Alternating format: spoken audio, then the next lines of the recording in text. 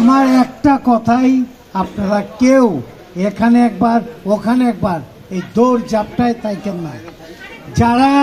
যাদের কার্ড বাদ গেছে তাদের কার্ড আমি তো জবান দিলাম, কার্ড আমি ফেরত দিব। একটা কার্ডও বাদ থাকবে না, সব কার্ড ফেরত পাবে। সবাইকে আমি খুশি করার চেষ্টা করব। যারা ওই টাইমটায় যারা যেভাবে কষ্ট পাইছে তাদের আমি হাসি মুখ করাই দেব, তারা হাসি মুখ পাবে। তো আপনারা সবাই ভালো থাকেন, সুস্থ থাকেন, আপনাদের পাশে আমি থাকবো। আসসালামু আলাইকুম।